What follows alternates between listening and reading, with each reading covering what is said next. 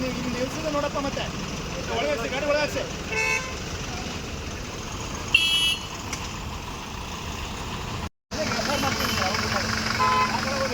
ನಿಮ್ಮಿಂದಲೇ accident ಆಗ್ತದೆ. Continue 4 accident ಮಾಡ್ತೀವಿ. ಈಗ ನೀವು ಆ ಕೇಸ್ ಹಚ್ಚಿನೇ ಆಕ್ಸಿಡೆಂಟ್ ಆಗ್ತದೆ. ಹಾಂ 4 ಬರೀ 3 ತಿಂಗಳು 4 ಆಕ್ಸಿಡೆಂಟ್ ಆಗಿದೆ ಅನಂತರದಲ್ಲಿ. ಹಂಗೆ ನಾವು ಕಂಟ್ರೋಲ್ ಮಾಡೋದು ಹೆಂಗೆ ನೀವು ಇದು ಮಾಡಿಲ್ಲ ಅಂತ ಒಳಗೆ ಹೋಗು ಅಂತ ಹೇಳಿದ್ರೆ ಅಲ್ಲಿ ಮತ್ತೆ ತಪ್ಪಿಸ್ಕೊಂಡು ಬರ್ತೀವಿ. ಮತ್ತೆ ಯಾಕೆ ಒಳಗೆ ಹಾಕಿಲ್ಲಪ್ಪ ಗಾಡಿ ಆದೇಶ ಸಾಗರ ಡಿಪೋಗೆ ಶಿವಮೊಗ್ಗ ಡಿಪೋಗೆ ಲೆಟರ್ ಮಾಡಿದ್ದೀನಿ, ಹೇಳಿದ್ದೀನಿ, ಎಲ್ಲ ಮಾಡಾಗಿದೆ, ಆದೇಶ ಮಾಡಾಗಿದೆ. ಮತ್ತು ನಿಮಗೆ ಹಂಗೆ ಒಂಚೂರು ಏನು ಮಾಡ್ತೀರಿ? ಸಾರ್ವಜನಿಕ ಸೇಫ್ಟಿನ ತಲೆ ಇದೆಯಾ ಇಲ್ಲ ನಿಮಗೆ? ಹಾಂ ಅಲ್ಲ ಎಷ್ಟು ಸಲ ಹೇಳೋದು ನಿಮಗೆ? ಡ್ರೈವರ್ ಕಂಡಕ್ಟರ್ಗೆ ನಿಮ್ಮ ಕಂಡಕ್ಟರ್ ಇದ್ದಾರೆ ಎಷ್ಟು ಸಲ ಎಲ್ಲಿದೆಯಪ್ಪ ಕಂಡಕ್ಟ್ರು? ಬರಲಿಲ್ಲ ಏನು ಇದು ಮಾಡ್ಬೇಕಾ? ಈಗ FIR ಮಾಡನೇ ಮಾತಾಡ್ಬೇಕು ನಿಮ್ಮ ಹತ್ರ. ಹಾಂ ಎಷ್ಟು ಸಲ ಹೇಳ್ಬೇಕು? ಹೆಂಗೆ ಏನು ನಿಮ್ಗೆ ಅರ್ಥನೇ ಆಗಲ್ವಾ? ಭಾಷೆ ಬರಲ್ವಾ? ಕನ್ನಡ ಅರ್ಥ ಆಗುತ್ತಾ ಇಲ್ಲ ನಿಮಗೆ? ಅದು ನಿಮ್ಮ ಡಿಪೋ ಮ್ಯಾನೇಜರಿಗೆ ಹೇಳಾಯಿತು, ಸಾಗರ ಡಿಪೋ ಮ್ಯಾನೇಜರಿಗೆ ಹೇಳಾಯಿತು, ಶಿವಮೊಗ್ಗ ಡಿಪೋ ಮ್ಯಾನೇಜರಿಗೆ ಹೇಳಾಯಿತು. ಎಲ್ಲಿ ಎಷ್ಟು ಹೇಳಿ ಆಕ್ಸಿಡೆಂಟ್ ಆದರೂ ಪರವಾಗಿಲ್ಲ ನಿಮಗೆ. ನಿಮ್ಮ ಟೈಮ್ ನಿಮಗೆ ಫಾಲೋ ಆಗಬೇಕಷ್ಟೇ. ಲೇಟಾಗಿ ಯಾಕೆ ಬರ್ತೀರಿ? ಮತ್ತೆ ಬರೋದು ಲೇಟಾಗಿ ನಿಮ್ಮ ಟೈಮಿಂಗ್ ಕೇಳ್ಕೋಬೇಕು ನೀವು ಮ್ಯಾನೇಜರ್ ಹತ್ರ ಹೇಳಿ. ಅಷ್ಟು ಟೈಮಿಂಗ್ ತಗೋಬೇಕು ನೀವು. ಯಾರು ಡೆತ್ ಆದರೂ ಪರವಾಗಿಲ್ಲ, ಯಾರಿಗೆ ಏನಾದರೂ ಪರವಾಗಿಲ್ಲ. ಹೊಡೆತ ಬಿದ್ದಲ್ಲಿ ಅನಂತಪುರ ಬಸ್ ಸ್ಟ್ಯಾಂಡ್ ಹತ್ರ ಹೊಡೆತ ಬಿದ್ದರೂ ಪರವಾಗಿಲ್ಲ.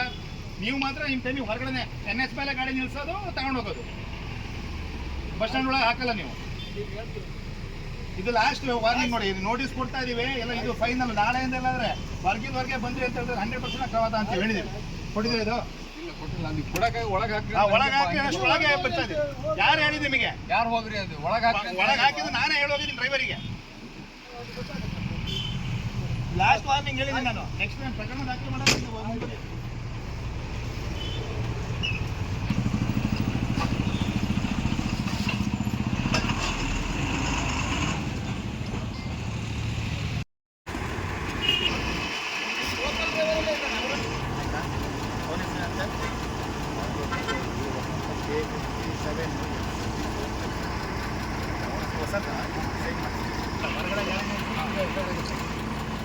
ಅದಕ್ಕೆ ಏನು ಮಾಡ್ತಾರೆ?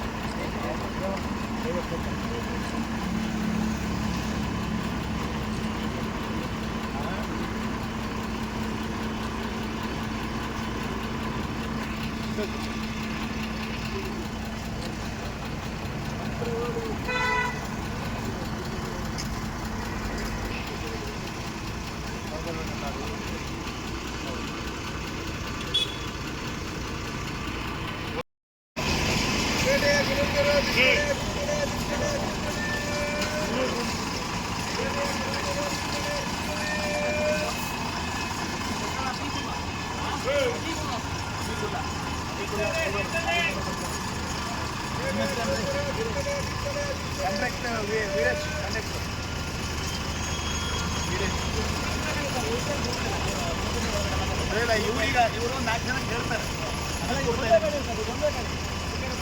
ಆಯ್ತು ಯಾವ್ದು ಡಿಪೋ ಒಳಗಡೆ ಬಂದೆ ಅದೇ ನಮಗೆ ಸಾಗರ ಅಲ್ಲೇ ಹೋಗೋದು.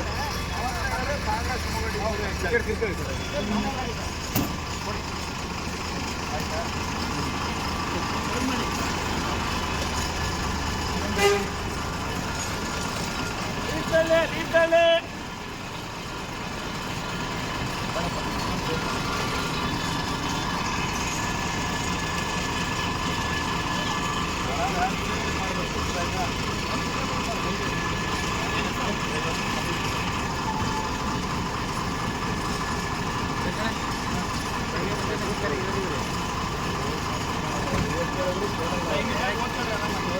ಮಾಡಿದ್ರೆ ಕರೆಕ್ಟ್. ಎಲ್ಲ ಇವತ್ತು ನಾಳೆ ಮಾಡ್ಬೋದು ಹೀಗೆ.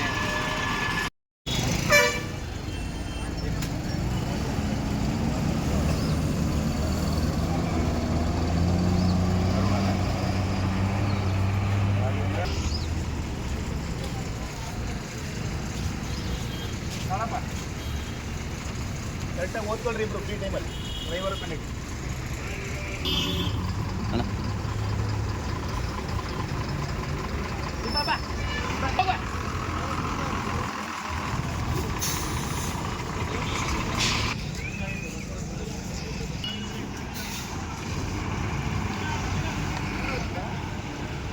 ಇಲ್ಲಿ ಅನಂತಪುರ ಪೊಲೀಸ್ ಠಾಣಾ ವ್ಯಾಪ್ತಿಯ ಅನಂತಪುರ ಬಸ್ ಸ್ಟ್ಯಾಂಡಲ್ಲಿ ಇತ್ತೀಚೆಗೆ ಸಾರ್ವಜನಿಕರಿಂದ ಭಾಳಷ್ಟು ದೂರು ಬರ್ತಾ ಇದೆ. ಈ KSRTC ಬಸ್ಗಳು ಸಾಗರ ಡಿಪೋ, ಶಿವಮೊಗ್ಗ ಡಿಪೋದು, ಹಾಗೆ ಏನು ಹೊನ್ನಾವರ ಶಿರ್ಸಿ ಕಡೆಯಿಂದ ಬರೋಂಥ ಗಾಡಿಗಳಿದ್ದಾವೆ, ಆ ಗಾಡಿಗಳು ಹೆಚ್ಚಿನದಾಗಿ ಮುಖ್ಯ ರಸ್ತೆಯಲ್ಲೇ, ಮೇನ್ ರಸ್ತೆ ಏನು NH-16 ಇದೆ, ಆ NH-ಅಲ್ಲಿ ನಿಲ್ಲಿಸ್ತಾರೆ. ಬಸ್ ಸ್ಟ್ಯಾಂಡ್ ಒಳಗೆ ಬರೋದಿಲ್ಲ ಅಂತೇಳಿ ತುಂಬ ಕಂಪ್ಲೇಂಟ್ ಇದೆ. ಹಾಗೆ ನಿಲ್ಲಿಸೋದ್ರಿಂದ ಪ್ರಯಾಣಿಕರು ಅರ್ಜೆಂಟಾಗಿ ಬಸ್ ಹತ್ತಕ್ಕಂತ ಓಡೋಗೋದು, NH ರಸ್ತೆ ದಾಟೋದು, ಆಗ ಅಪಘಾತ ಆಗೋಂಥ ಪ್ರಕರಣಗಳಾಗ್ತಾ ಇದ್ದಾವೆ. ನಿನ್ನೆ ಸಹ ಒಂದು ಕಾರು ಒಂದು ಲೇಡಿಗೆ ಹೊಡ್ಕೊಂಡು ಹೋಗಿದೆ. ಸೊ ಇಂಥ ಪ್ರಕರಣಗಳಿಂದ ಆಗಬಾರ್ದು ಅಂತ ನಾವು ಆಲ್ರೆಡಿ ಪತ್ರ ಮುಖೇನ ಹಾಗೂ ಮೌಖಿಕವಾಗಿ ಡಿಪೋ ಮ್ಯಾನೇಜರ್ ಅವರಿಗೆ, ಸಾಗರ ಹಾಗೂ ಶಿವಮೊಗ್ಗ ಮ್ಯಾನೇಜರ್ ಅವರಿಗೆ ತಿಳಿಸಿದ್ದೀವಿ. ಅವ್ರ ಸ್ಟಾಫ್ಗಳಿಗೆ ತಿಳಿಸೋಕ್ಕೆ, ಡ್ರೈವರ್ ಕಂಡಕ್ಟರ್ ತಿಳಿಸೋಕ್ಕೆ. ಅವ್ರು ತಿಳಿಸಿದ್ರೂ ಸಹ ಕೆಲವೊಂದು ಡ್ರೈವರು ಹಾಗೂ ಕಂಡಕ್ಟರು ನಿರ್ಲಕ್ಷ್ಯತನ ವಹಿಸಿ ಹೊರಗಡೆ ಗಾಡಿ ನಿಲ್ಲಿಸ್ತಾರೆ, ಬಸ್ ಸ್ಟ್ಯಾಂಡ್ ಒಳಗೆ ತರಲ್ಲ ಅನ್ನೋ ಒಂದು ಕಂಪ್ಲೇಂಟ್ ಇರೋದ್ರಿಂದ ಈ ದಿನ ಅವರಿಗೆ ನಮ್ಮ ಸಿಬ್ಬಂದಿಗಳು ಹಾಗೂ ನಾವು ಸೇರ್ಕೊಂಡ್ಬಿಟ್ಟು ಡ್ರೈವರ್ ಹಾಗೂ ಕಂಡಕ್ಟರ್ಗೆ ಡೈರೆಕ್ಟಾಗಿ ನೋಟಿಸ್ ಕೊಡ್ತಾ ಇದ್ದೀವಿ, ಪೊಲೀಸ್ ತಿಳುವಳಿಕೆ ಪತ್ರ ಕೊಡ್ತಾ ಇದ್ದೀವಿ.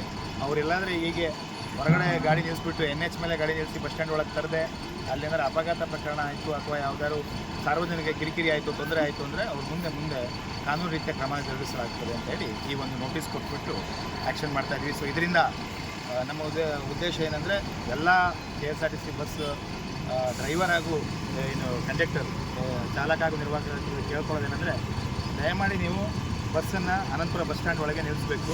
ಹೊರಗಡೆ NH-16ನಲ್ಲಿ ನಿಲ್ಲಿಸಿದ್ರೆ, ಮುಖ್ಯ ರಸ್ತೆ ನಿಲ್ಲಿಸಿದ್ರೆ ಅಪಘಾತ ಪ್ರಕರಣಗಳು ಹೆಚ್ಚಾಗೋ ಚಾನ್ಸಸ್ ಇರುತ್ತೆ.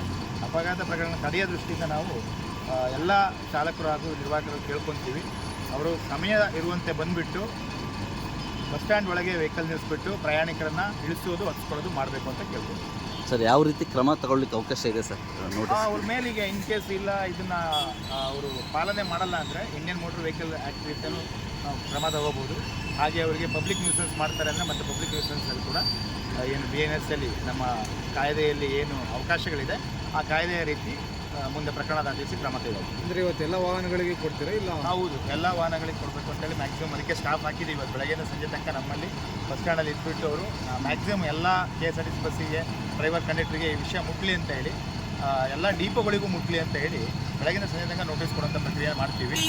ಆಲ್ಮೋಸ್ಟ್ ರಾತ್ರಿ 8 ಗಂಟೆ ತನಕ ನಾವು ಇವತ್ತು ಬೆಳಗ್ಗೆ ಸ್ಟಾರ್ಟ್ ಮಾಡಿದ್ದೀವಿ. 8 ಗಂಟೆಯಿಂದ ರಾತ್ರಿ 8 ಗಂಟೆ ತನಕ ನೋಟಿಸ್ ಕೊಟ್ಬಿಟ್ಟು ಎಲ್ಲರ ಗಮನಕ್ಕೆ ತರೋಕ್ಕೆ ಬಯಸ್ತೀವಿ.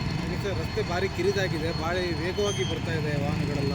ಆ ವಾಹನ ವೇಗ ತಡೆಯೋಕ್ಕೆ ಕೂಡ ಅದೇ ಚಾಲಕರಲ್ಲಿ ನಾವು ಅದನ್ನೇ ಮನವಿ ಮಾಡ್ತೀವಿ. ಅನಂತಪುರ ಏನು ಗಡಿಹಳ್ಳಿ ಸರ್ಕಲಿಂದ ದಾಸಕೊಪ್ಪ ಸರ್ಕಲ್ ತನಕ ಏನು ಅನಂತಪುರದಲ್ಲಿ ಸ್ವಲ್ಪ ರಸ್ತೆ ಕಿರಿದ NH ಇದ್ದರೂ ಕೂಡ ಅದು ತಕ್ಕ ಮಟ್ಟಿಗೆ ಅಗಲೀಕರಣ ಆಗದೇ ಇರೋದ್ರಿಂದ, ಹಾಗೆ ಕೆಲವೊಂದು ಅಂಗಡಿ ಮುಂಗಟ್ಟುಗಳು ಕೂಡ ರಸ್ತೆ ಹತ್ತಿರ ಬರ್ತಾ ಇರೋದ್ರಿಂದ ಸ್ವಲ್ಪ ಪಾರ್ಕಿಂಗ್ ಸಮಸ್ಯೆ, ಹಾಗೆ ವಾಹನ ದಟ್ಟಣೆ ಹೆಚ್ಚಾಗಿರುತ್ತೆ. ಸೊ ಇಲ್ಲಿ ಬರೋಂತಹ ವಾಹನ ಸವಾರರು ಏನು ಎಡೆಹಳ್ಳಿ ಸರ್ಕಲಿಂದ ಬಂದು ದಾಸಕೊಪ್ಪ ದಾಟೋ ತನಕ, ಹಾಗೆ ದಾಸಕೊಪ್ಪ ಸರ್ಕಲ್ ಬಂದು ಎಡೆಹಳ್ಳಿ ದಾಟೋ ತನಕ ಜಾಗರೂಕರಾಗಿ ವೇಗವಾಗಿ ಚಾಲನೆ ಮಾಡದೆ ವೇಗವನ್ನು ನಿಯಂತ್ರಣದಲ್ಲಿ ಇಟ್ಕೊಂಡು ಚಾಲನೆ ಮಾಡ್ಕೋಬೇಕು ಅಂತ ಎಲ್ಲ ವಾಹನ ಚಾಲಕರಲ್ಲಿ ನಾನು ವಿನಂತಿ ಮಾಡ್ತೀನಿ.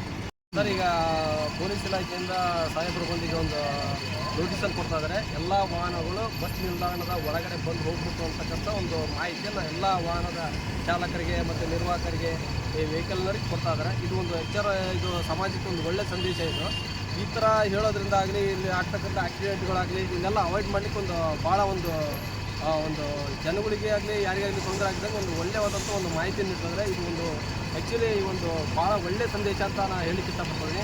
ವೆಹಿಕಲ್ಗಳು ಸೈಡಲ್ಲಿ ನಿಲ್ಲಿಸೋದ್ರಿಂದ, ಪಾರ್ಕಿಂಗ್ ಮಾಡೋದ್ರಿಂದ ಯಾರೋ ಒಬ್ಬರು ಸಾರ್ವಜನಿಕರು ಓಡಾಡೋರಿಗೆ ತೊಂದರೆ ಆಗ್ತದೆ, ಆಕ್ಸಿಡೆಂಟ್ ಆಗ್ತದೆ. ಇಂಥ ಒಂದು ಮಾಹಿತಿಗಳನ್ನು ಸಾರ್ವಜನಿಕವಾಗಿ ನೀಡೋದ್ರಿಂದ ಒಂದು ಸಮಾಜಕ್ಕೆ ಒಳ್ಳೆಯ ಸಂದೇಶ ಕೊಡ್ಬೋದು ಅಂತ ನಾನು ಹೇಳ್ತಾ ಇದ್ದೀನಿ.